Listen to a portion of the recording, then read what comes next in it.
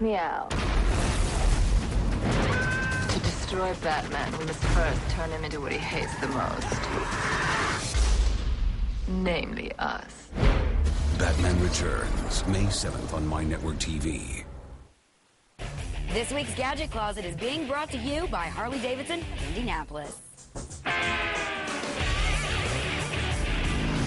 You know, one of the neat things about my Ultra Classic is the cruise control, and that's what drew me to it. But now you can get it cruise control for any bike.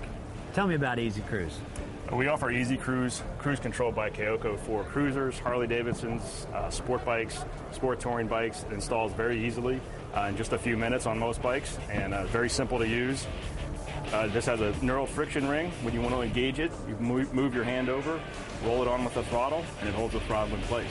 To disengage it, you just roll off, and you're back to normal again. You can always override it, so it's a very safe design, and it installs right in the end of the handlebars. In most cases, it matches a stock bar end. For the Stratoliner model, this installs in about 15 seconds. You just simply unthread the stock bar end, install this, and you're down the road. How can people get a hold of you? You can reach us at blackdogcycleworks.com or blackdogcw.com or directly at 208-263-0438. So what'd you think of that gadget? It's better than your score, Steve. There's no way I could have 100. It's pretty sad. The Stevie Ray Memorial Ride was pretty sad, too. A lot of us lost a fellow biker, but to me, I've lost a lifelong friend.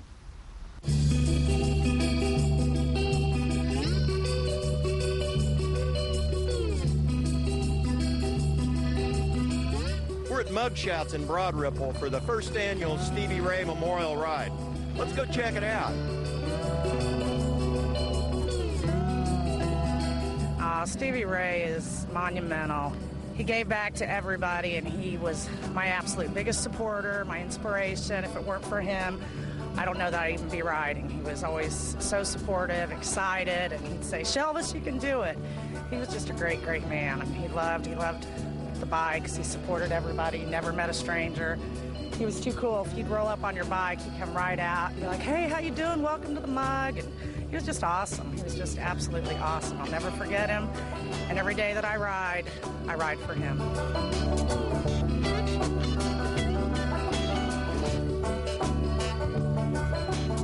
Stevie's a Vietnam vet, a cancer survivor. He was a member of the American Legion Riders, Patriot Guard Riders, and the Marine Riders. Very well known in the area, great guy. From the looks of the turnout, it looks like he touched a lot of people. What about the proceeds for this ride? Where are they going? The proceeds will be divided between the American Cancer Society and college funds that he'd set up for his nieces and nephew. I've never met anybody that didn't like that man. He was like a good friend to everybody.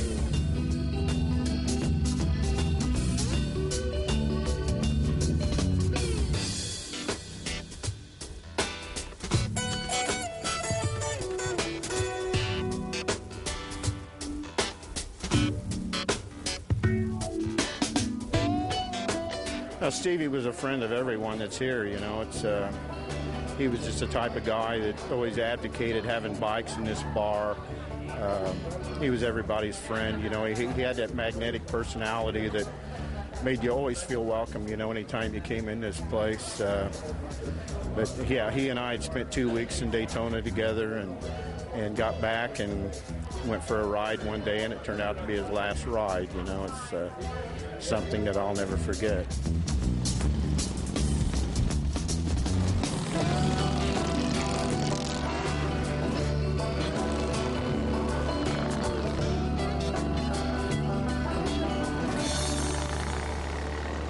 Well, we're not looking so good. No, Steven, we're not. At least this week's Bike of the Week is, though. Brought to you by Pat Kendall Agency, Indy's local motorcycle insurance expert. You know, this week's Bike of the Week is really special. We've come to the Joy Strong Memorial Ride, and his father has one of the most beautiful bikes I've seen in a long time. How you doing, buddy? Okay. So tell me about this bike.